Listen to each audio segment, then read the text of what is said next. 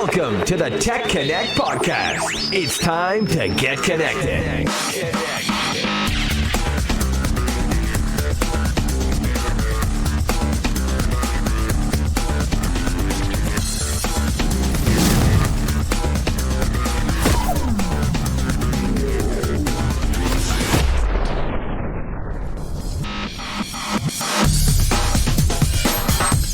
Everybody, welcome to the TEConnect podcast, where we talk about the topics, trends, and of course, technologies influencing the reseller channel. I'm John Martin. And I'm Dean Reverman. Let's plug in and get connected. As always, we want to thank our founding members for their support of our podcast. Today, we're going to be talking a little bit about healthcare, particularly delivering patient engagement solutions. And our special guest is Jeff Fountaine from ELO. He is the Director of Healthcare. Jeff, welcome to the podcast. Thanks, guys. Really appreciate the opportunity to be here. Well, we're happy to have you. Absolutely. So I wanted to start things off kind of on a topic that will sort of segue into what we are going to discuss today, which is wearables, wearable technology, especially as related to our health. Dean mentioned on a previous podcast that he just kind of got into the Apple Watch thing recently and has been paying attention to those. Oh, those you're rings. calling me out early on here, right? Yeah. So I want to ask you how it's going. Like, what are you feeling about it? We talked a little bit about it before, but what's happening with you with your Apple Watch? So I continue to endeavor to learn more and more about this wonderfully cool little device here that does everything from monitor my heart to monitor my sleep rhythm. I'm telling you, I'm all in on the sleep rhythm now thingy, where I wake up and it tells me what it thought of my sleep, and which is really kind of interesting because I just match it up with how I thought it went too. But other things that I'm getting involved in, are, of course, I do some exercising, running 4 times a week, stuff like that. Love all those tracking mechanisms. So now I'm starting to figure out, okay, what's the next level of deepness, right? So I mean, I've got this surface level stuff happening, but what's the next level of deepness? And I don't know if I should, I don't know, Jeff, maybe you need to chime in here, but do I need to watch like a YouTube video about, Apple Watch 2.0 or going a little bit deeper or whatnot? Do you have a wearable, Jeff, that you have? Oh yeah, of course, right? There you go. That's becoming ubiquitous. So I've got an Apple Watch, and I want to say I'm really just as obsessed as you are, probably, about it. You probably get a little bit geekier than I do. Let's be honest. Yeah. I don't know. I don't know. That's not my personality. But what I'm really interested in are some of the apps that are tying in to the Apple Watch, right? So I think that's the interesting sort of next generation. I was actually doing a discussion yesterday, and one of the things that we talked about was the Aetna Attain app. So I don't know if you guys have seen this, if you use Aetna as your provider, but for me, Aetna is my insurance provider. Okay. I've got this Attain app, and it's telling me each and every day whether I'm meeting my goals. It's giving me these ideas about my sleep, about my eating habits, breathing, just sort of connecting everything from that Apple Watch back into the app. Yep. And here's the interesting thing that I love about it is it rewards me, right? So I make the joke that for basically $5 every 3 weeks, if I'm hitting my goals, if I'm being active and healthy and checking the boxes, they're giving me points. Okay. And then I take those points and I'm buying the little $5 Amazon gift card. And, if you think about that from an Aetna perspective, they're getting this healthy lifestyle individual for just a couple cents a day, essentially, right? That adds to their bottom line. It's an interesting model. Totally does. And what leaps to my mind, though, and I don't know if we'll get into this or not, is the whole efficacy. I don't know if that's the right word to use, but, the whole... how is Aetna going to use that information? I think that some people are very cautious when it comes to knowing that much about me. I totally get the benefits. We can track people, we can incentivize people. There's a lot of good that happens out of that. I mean, what's better than healthier people? Nothing, right? I mean, that's what we're all trying to go for. But there's that happy medium about having too much information and how that relays as well into our society, right? I mean, you see where I'm going there, the whole ethical thing? Oh, it does. Yeah, so true, right? I mean, if you think about it, what constitutes PHI? What constitutes protected health information? What are they going to do with those data aspects? How are they protecting those data aspects? How do I really know that it's my data, right? And they're not using it for some other sort of reason or profitability, right? Are they selling that data sort of aggregated amongst a whole bunch of other folks' data to Nike, right? For whatever reason. So there's definitely some concerns there, and I think we as a consumer population, we want to know more. I think we deserve to know more, really, about some of these data collection points, and it's got to be more than just the 27 page PDF brief that none of us read when we sign up for the application. So I think there's a long way in terms of where the market needs to go around our consumer data. Yeah, definitely. Yeah. And hopefully that's kind of what inspires the next generation of this stuff and figuring out where we go from here and how it actually does become a part of our day-to-day healthcare. Man, see, one simple question as it relates to wearables dives right into this, societal ethical question. That's right. That's out there. And you thought I was throwing you under the bus, and instead we were elevating our topic here. So for me personally, all I know is I'm at war with the rings on my watch, and what is and is not considered as exercise, because I think wrangling a 2-year-old around all day long and, rolling around on the floor with them for playtime should count as exercise, but my watch doesn't seem to think so. Well, that's all I'm saying. Well, so your watch has to get a little bit smarter. Exactly. And I'm okay with that, right? Because it's just I don't know how they work exactly, but obviously it's something motion related. On the good side, I also play the drums on the side, and I have noticed that if I wear my watch when I'm playing the drums, man, it thinks that I walked 20 miles. But that is a workout. Oh, it's a workout. Don't get me wrong, but it's not a 20-mile workout, type of a thing. So. Anyway, maybe a little bit more fine-tuning that needs to occur there. That's a good point. On the wearables, Well, as I said, that is a perfect segue into what we're going to talk about as our main topic today, which is delivering patient engagement solutions. And Jeff, we brought you on with this particular topic again because you are so close to what's happening in the healthcare space at ELO and are very familiar with some of the devices that are out there and what's happening. So my first question is I want you to talk a little bit about some of the other technology out there beyond wearables that's happening in the patient experience space. Obviously, right now, it's probably a little bit more important even than ever in a different way that we keep people engaged with their health, especially when people can't get to their doctor as much as maybe they usually did before or are actively being encouraged not to.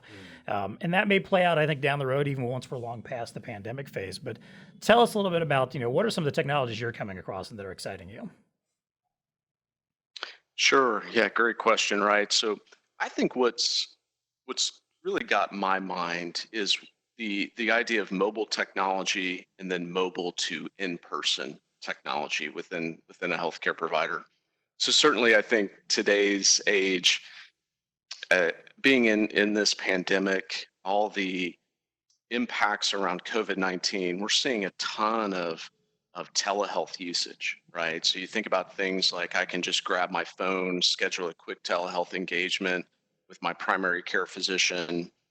If I need to have a consult with a specialist, that can all be done right now through your personal device, right? Through your mobile device. And I think that's sort of changing some of the ways healthcare will be delivered in the future.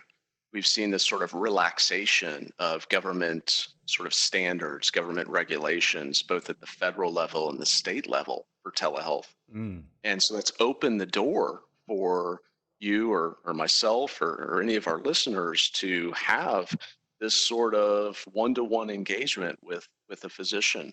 And I think that we're seeing the benefits of that in the system. So there's a lot happening from a mobile perspective that will probably live on, right, post-COVID-19. But then it's the transition, and what I think is interesting for me and particularly for ELO is this mobile to in-person transition, right? So as I come into the facility, and I was talking about this yesterday, there are multiple generations now that have grown up in what I would term the self-service economy, right? You think about my generation and all the generations sort of that have come after me, they're all used to sort of a self-service experience. They're used to using a mobile device. And so it's highly likely that folks that are coming into a healthcare facility today are sort of seeking out this self-service experience. They potentially use their mobile device to check in, right? They've used that device to register and schedule and even prepay for the appointment. And so now when they come from that mobile experience to that in-person experience, they're sort of seeking out these self-service platforms Mm-hmm. so that they can engage, Mm-hmm. right? Leverage a nice QR barcode, scan the barcode, self-service platform directs them to their location for the appointment. So I'm really sort of intrigued about the mobile, particularly mobile to in-person technology, and what some of those impacts are going to look like post COVID-19. What Jeff? What are some other technology peripherals, I guess, that do you see becoming involved in some of that, either at the kiosk level? Let's start there, where you got the mobile to person. Of course, we're aware of the screens. I get that. Are you seeing some integration of other technologies along, this wrap, if you will? Oh, certainly. Right. So just a couple of that we've been talking with clients about the idea for those patients who likely haven't checked in sort of pre-appointment through, say, a mobile device. Mm-hmm. Well, those folks that are coming in, there's technology or hardware products that are capturing the driver's license, right? They're capturing the insurance card information. They're populating that information back into the medical record. They're populating that information directly into some of the financial responsibility applications. So the idea of being able to screen scrape this data from a card is critically important. You think about barcode technology, right? I referenced the QR code. Certainly I think that's a really nice and seamless way for that patient from an experience standpoint to integrate to that in-person experience. Mm-hmm. I have a QR, a barcode on my phone. I scan that. The Mm-hmm. system says, "Welcome, Jeff. We Yep. see you're here for your 2 o'clock appointment," right? So that's certainly applicable. And then really the final mile or the final step in that process is the idea of wristband printing, right? So certainly we want to identify patients, um, whether they're in a hospital, in an outpatient clinic. So the connectivity to wristband printing is really a nice and seamless piece for the patient. It's also seamless for the provider because they Mm-hmm. can create automation through that entire registration check-in workflow, really from start to finish. Mm-hmm. And then, in my mind, after we get in through the check-in process, if you will, I was kind of visually putting myself in a typical office visit environment, not necessarily in the hospital, but in, general practitioner or whatnot. Then you get into the exam room, and other. Well, let's just start there. Talk to me or talk to us a little bit about patient engagement in the exam room. Do you see some changes going on there as well? I do, right? So there's a number of ways I think to engage and even educate the patient. So I think there's tremendous opportunity, really, I would say unexplored opportunity at scale Mm-hmm. for education potential for a patient. Whether it's something as simple as a medication that's being prescribed and really taking ownership of understanding what that medication is, Mm-hmm. what it's intended to do, what are the potential side effects. But then you can layer on in more complex things like a diagnosis, a potential rehabilitation plan, right? You think of discharge instructions that could come in the form of video content rather than a piece of paper, oftentimes that gets lost between the car and the house, right? Mm-hmm. So I think there's a tremendous amount that we can do, and I think you'll see a lot of innovation around patient education as it relates to engagement, Yeah. and then really tying that back to the mobile experience. So Yep. if you think about mobile to in person, back to mobile, Hmm. right, and that journey from a patient perspective, that experience from a patient perspective, and how do you maintain their engagement all the way through that journey. So I think there is a tremendous amount that can be done from a solution perspective on the latter half of that journey, particularly as it relates to education, what I would call ambulation, right? So the idea that we're going to actually follow through on our discharge instructions, and then having the healthcare provider tie back in to the fact that you're actually performing the different things that they recommended for you, whether it's taking those medications, whether it's taking that walk and getting out, and returning to a healthy lifestyle. I think kind of connecting to what we were talking about at the top with the wearables, that's something where, when our wearable tells us, hey, it's time for you to go take a walk, or it's time for you to do some breathing, or it's time for you to get some exercise, and it's giving us those reminders, I do pay attention to that stuff. Sometimes I'm just like, shut up, I got stuff to do right now. But I also, I try to take it seriously, and I think to myself, all right, yeah, you're right. I do need to stand up. I have been sitting here for a while. Yeah. So I get the impression that maybe more of that being, kind of pushed to people to give them that little nudge and say, hey, we recommend this. We want to try that. It's time to do this can definitely help out. Jeff, a question I kind of have for you is, because we've kind of, talked a lot about the technology that exists and what could be done and what should be done probably, but where do you see stumbling blocks right now? What's holding the industry back? Is it about the healthcare industry itself? Is it about patients and their reticence to get on board? What's happening? There's so many different factors, right? I mean, that's the complexity, and what I argue with some of my peers in the retail or the hospitality space. Healthcare is truly just this incredibly complex industry with so many different touch points, so many different stakeholders.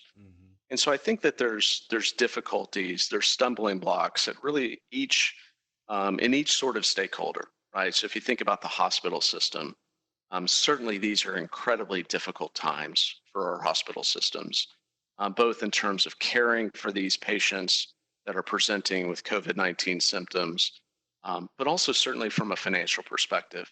I mean, these are very tough times for them. Yep. And if you put it in this context, there are so many solutions being offered. There are so many different areas of opportunity to improve that it's very difficult for hospitals to sort of invest what I would term holistically across that sort of care journey that I referenced. Yep. So they're very much sort of focused on point solutions that make sense in terms of the care that they want to deliver. And that just makes it difficult for them to optimize that experience in the same way that a retailer potentially has the ability to optimize their store environment, right? Yeah. Very, very tough for a hospital system to be able to do that. But then, there's also issues from a patient perspective, right? And I think it's one of the things that we have to look at and we have to understand, and it's owning our healthcare, right? Personally speaking, and really doing all that we can. And, I love the conversation right at the beginning, right? We were talking about healthy lifestyles. We were talking about our wearables and how they were really impacting the way that we were taking care of ourselves. And I think that's the stumbling block, across our country and really around the world. It's just how are we sort of owning and how are we taking care of ourselves in our own respective journey as it relates to healthcare. So I definitely think that there's some macro level stumbling blocks that they're just part of our culture, and there are things we need to recognize, and there are things that we need to work to, both personally as well as from a professional perspective within the industry. And then the complexity is mind-boggling, Jeff. I have to agree, because you just touched on two components: hospitals and the patient, the individual. You have legal law, you have insurance, and insurance is, I don't want to say an 800-pound gorilla, but they're in the room, right? And they're influencing behavior on the patient side. They're influencing care. They're influencing the use of technology. As you just mentioned, incentivizing people, giving better rates to individuals who can document through wearables having a healthier lifestyle. And so it's this confluence of societal change and all these things wrapped in it that I agree. The complexity is as we all know, is mind-boggling. Yeah, to definitely. a certain degree. You can't exactly shut down a hospital, to figure out your technology. You can't shut down everything entirely and rebuild an entire technology from scratch. You got to do it in pieces and in processes along the way, and it's just not that easy and simple, I would imagine. But if I could, though, when we bring it back to patient engagement, it is an interesting commentary about how, generational changes are really having an influence and driving much of what you're talking about now, Jeff, the mobile to person to mobile. I mean, that's not the older generation that's driving that. Right. That's the younger generation that's driving that is having children now, that is, that want that you already spoke of. And from a channel perspective, we have to keep that in mind, and we have to figure out solutions that are going to address the needs of that are coming at us like a freight train, whether we like it or not. Yeah, definitely. Jeff, one last question I have for you then around this is, obviously we're dealing with the pandemic right now, but let's look ahead maybe a year or 2 years down the road when we've got a little bit of a better grasp on this. Maybe we know, what we're dealing with. We've got a vaccine, good treatment. What does the future look like for you of patient engagement? What does a typical office visit look like? Or, if someone actually is going to an office, what does that look like? What do you think engagement looks like a few years down the road? Yeah, great question. And I think about this a good bit, right, in my role at ELO. What's that hospital of the future? What's that patient room of the future? What is that practice of the future? And I see tremendous automation potential. Mm-hmm. There's these interesting trends, we'll call them. And I think trends are becoming reality when you think about things like artificial intelligence, you think about machine learning. And these ultimately are tools, right, that a lot of software providers, a lot of hospital systems are looking to implement to improve care or improve the process of care. But if I come back to the concept of automation in a physician practice or automation within a clinic or a hospital system, there's just tremendous opportunity at every step of that journey, right, to automate process, to drive all of our focus back onto the patient. What are the symptoms? What's the history? What are the drugs that have been taken previously? What are the right kinds of medications for that patient, given all the things that we know about them? That's really where I think most care providers, whether you talk to nurses or physicians or specialists in the industry, that's where they want to be, right? They want to be focused on that patient care and delivering the best possible outcome. So how do we get to that point? How do we really get to enabling these caregivers to truly focus their time and attention on the patient? And I think it's through automation. All of these sort of patient engagement, patient experience tasks or workflows have the opportunity to really be automated, to remove sort of the human element from many low value tasks, right? And then reposition those people back into higher value tasks that are going to focus their time, focus their education, focus that resource on delivering great patient care.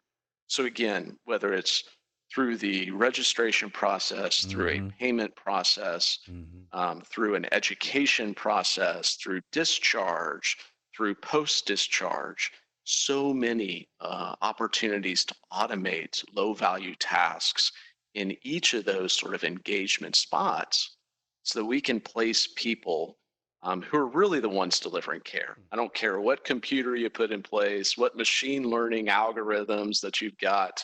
It's about the people that are delivering the care.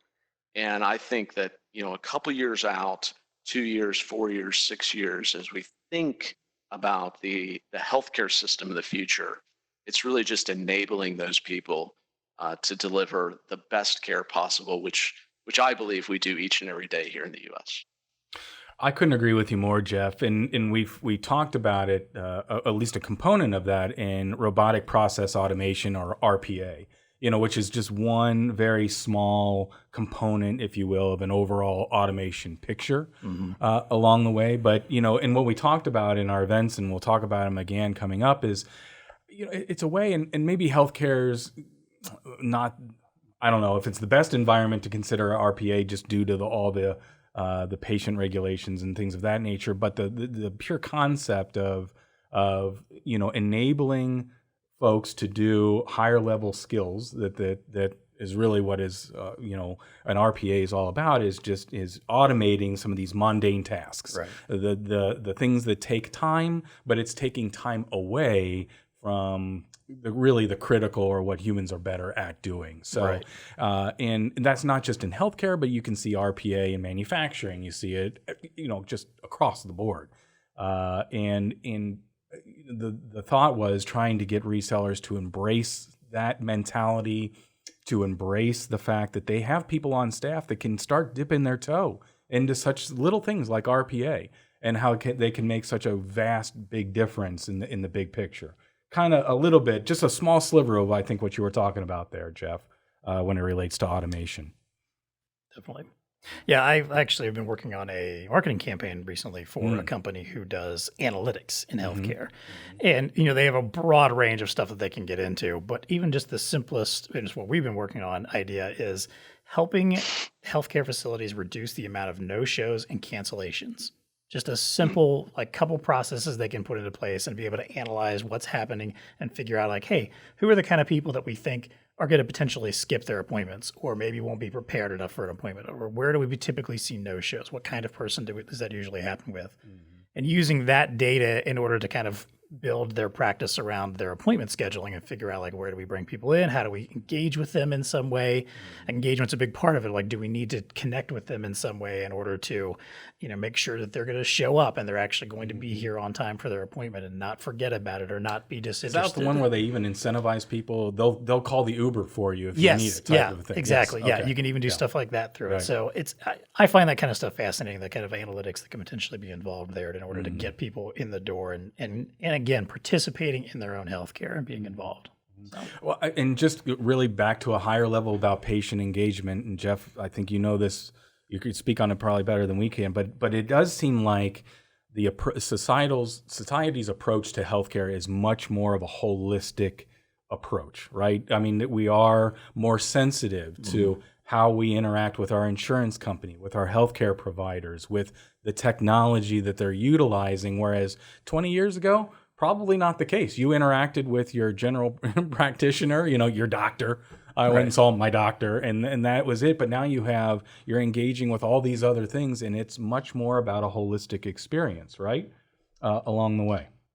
That's certainly right. And I think there's a great word for it in terms of what we've seen the last several years, and that's transparency, right? So I think the system is becoming significantly more transparent. Now, you could juxtapose that with the conversation we were having at the beginning, where we were talking about the data that's being collected through our wearables and what that's data really being used for, right? Yeah. But I think ultimately the healthcare system that you use, that I use, that our listeners use each year is becoming more transparent. And I think that we're asking for that. And that's part of the engagement process. And that's part of the ownership process as well. I think about ELO, and I think about how our touch interactive technology is improving the process of care throughout a hospital, throughout a clinic. And that because it's improving that process of care, there's becoming greater transparency to the caregiver, greater transparency to the patient in terms of their experience and their engagement matter. So I really think that when we look forward, going back to the conversation on where do we see things in the next couple of years, I think we're going to continue to see more automation, but automation that becomes transparent to each and every one of us, so we can really continue to own our care and own our own individual, journey. Definitely.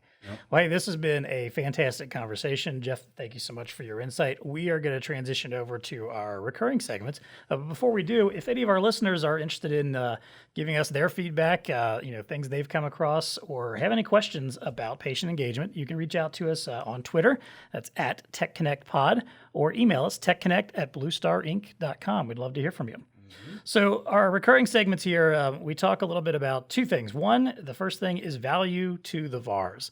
This is where we want to talk to our resellers directly and think about what we've discussed today. Where do we see value that our resellers can get something out of? In particular, I want to ask the question is, how do resellers help promote patient engagement? What should they be doing when they are in healthcare facilities, when they're in hospitals, when they're talking to folks about this? What kind of questions should they be asking? How can they help?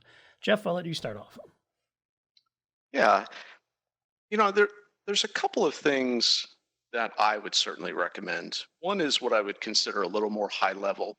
A second is probably a little more tactical.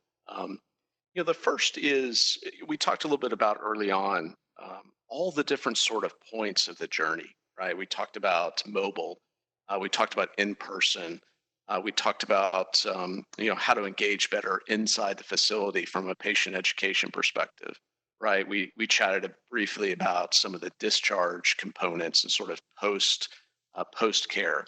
One of the things that I encourage when I engage with VARs is to try to think about each one of those journeys or each one of those sort of segments and break those down and try to gain some level of understanding of the components. And I love the question that Dean asked about what are the different technologies that go into a self-service platform. Certainly, ELO can deliver on the touchscreen compute device, but then there's wristband printing, there's barcode printing. And I think that there's a level of knowledge and education that our VAR community can put into just certain segments of the marketplace. It isn't necessarily knowing about all things healthcare. Even though I've spent 15 years in healthcare IT, I don't know all segments of healthcare.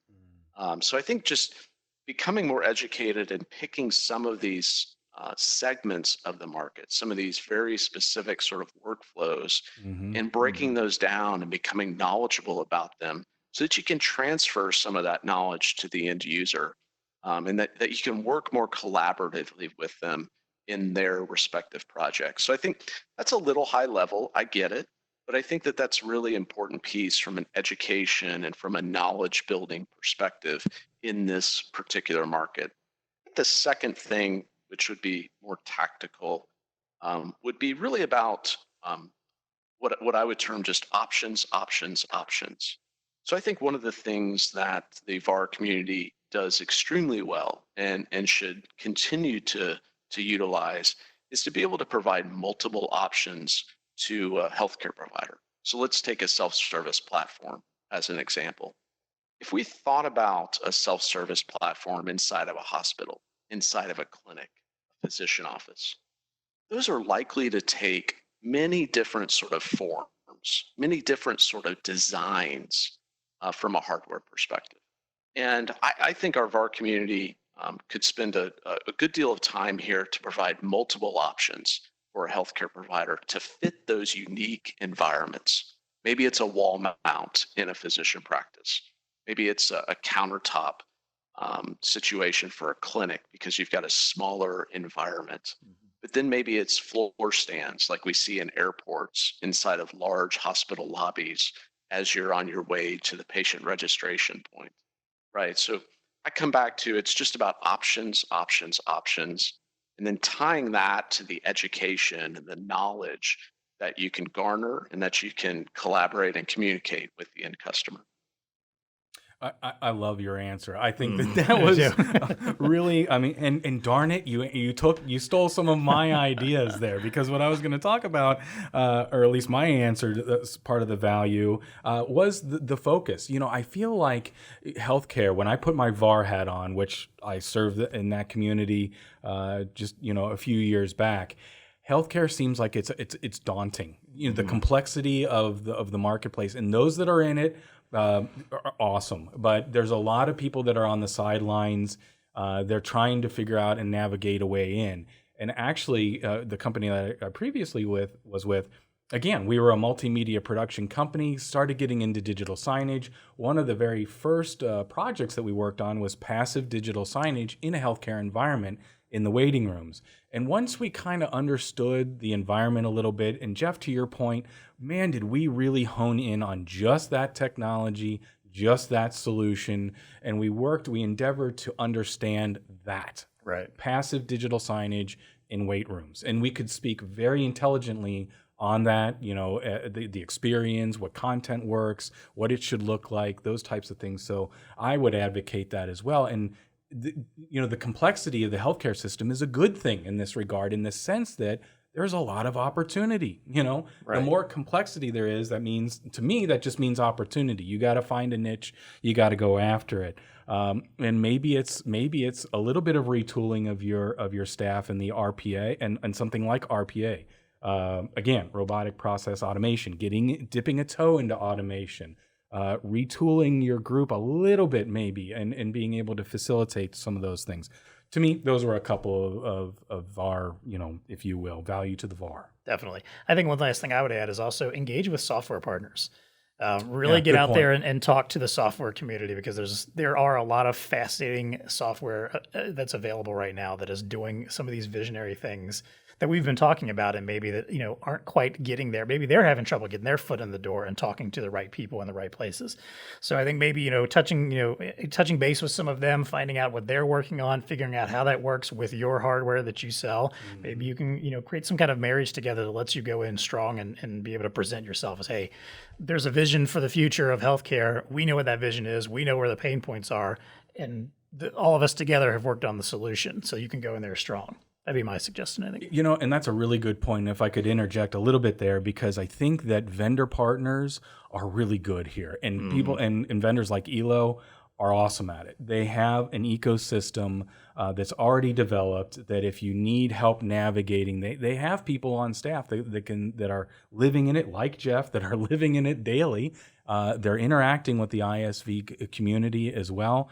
You can tap into that ecosystem pretty easily. I would think, through them. Yeah. Great. Just leverage those people that are around you, kind of a thing. Exactly. Yeah. All right. So for our last segment here, we want to have a little bit of fun. We're going to talk about what's TEConnecting with you. So we're going to go around the horn and talk about what piece of technology. It could be an app. It could be an actual piece of technology, a game, something we've just been reading about or hearing about. What's something that is exciting you right now? Jeff, I'll let you start. What's TEConnecting with you? Well, I got to say this discussion on RBA, I think has inspired me. But no, in all seriousness, I am really interested in drone technology as it relates to what we might see as a new normal coming out of COVID-19, right? Just some examples, and you see the videos of the Amazon box being attached to the drone and being flown into to your front yard. But as you think about healthcare, right, medications, right, how could we distribute medications to those that are critically in need? And is there a chance to utilize drone technology for some of that on a lower scale?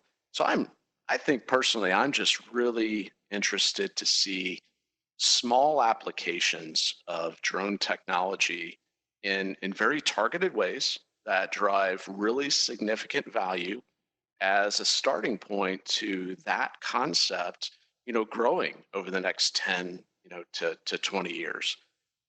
So for me, I'm really kind of monitoring to see how folks look at and think about, in very targeted, high value situations, could drone technology really improve our consumer or even our patient experience, if I can tie it back to healthcare. Yeah, definitely. You hear a lot of talk lately about the Postal Service being potentially in trouble due to all of this.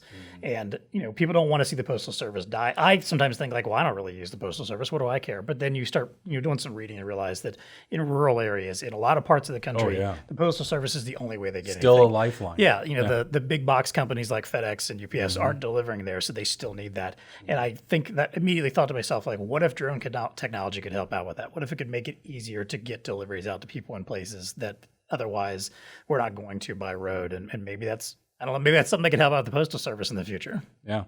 Or a blur between that and automation in the automobile. Vehicle automation. Yep. Exactly. Type of things, which I don't know. We were supposed to be Jetsons by now, weren't we? I know. Where's my flying car? Where's my flying car? They keep talking about it. So what's TEConnecting with me? I'm telling you, I don't know if I can invest in this company or not, but I'm going to look into it. FLIR. FLIR. That I've come to. This is the temperature reading thermal camera a technology. I can tell you that at BlueStar, if I can put my BlueStar hat back on, we're getting a lot of interest around technologies that can do a thermal scan. Right. And Jeff, I know that you at ELO, of course, are involved in this because kiosks are being asked to now be configured in such a way that they can do thermal imaging and thermal recognition. I've also learned subsequently that there are FDA approved type of thermal, so you can have non-FDA, and that whole world is just opening up to me right now. But who thought this FLIR technology that, to me, when somebody would pre-COVID-19, if somebody had said, hey, what's FLIR? I would have said, oh, isn't that what the helicopters use when they're doing a chase in LA and the person, they can't see the person, they can't see them, but they can get the thermal image of, and then it's used in the military, right? Those types of things. But man, I'm telling you, I think we're all going to have to get really comfortable with getting our heat scanned by a FLIR or some type of thermal device and integrated into a kiosk or otherwise along the way. So anyway, that's what's connecting with me. I got to figure out more about that and how that works. Yeah, definitely. Get in on the bottom floor there. Right. So for me, I have been an avid blogger in the past, and I've shied away from it. Not shied away. I just haven't made the time for it over the last few years. So I've had a blog on WordPress.com in the past. I decided to get back in there and do some things a couple days ago. Oh, dusting it off, Believe it or not, wrapped around Star Wars because it was Star Wars Day. So, I had some thoughts on Star Wars that I wanted to share. All right. Well, I opened up the WordPress app on my iPad for the first time in a while, and I was really impressed by a lot of changes they made there. It used to be a pretty static platform where you just went in and typed something up. You could stick some photos in there if you wanted to. And pretty basic, right? Yeah, WordPress was, but just in the time I was in there, there's so many new changes they've made that it was fascinating me. I felt like, adding images was a much more robust, interesting experience than before. Even just, typing out a regular blog, it lets you parse out between paragraphs so that if you decide you want to move content around, it's really easy to just grab a paragraph and shift it around and move different places.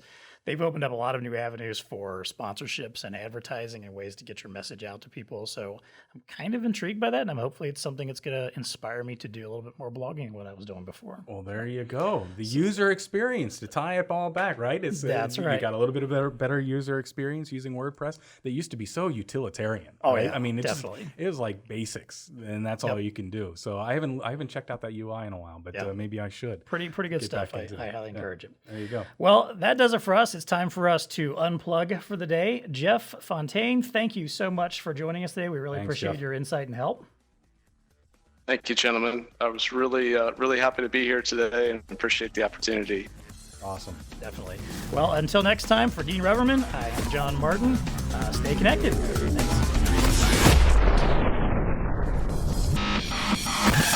TEConnect podcast is brought to you by ELO. Patient check-in and registration can be a lengthy, complex process in the best of times. Simplify it with a self-service platform from ELO.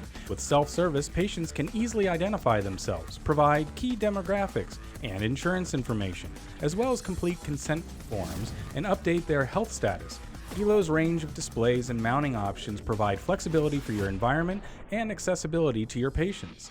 Adding peripherals devices is easy too, including payment terminals, printers, thermal cameras to quickly identify and separate infectious patients. Need to free up staff for critical work? Automate your key registration and check-in processes with a cost-effective, easy-to-clean, self-service platform from ELO. Contact your BlueStar ELO representative to discuss your unique needs.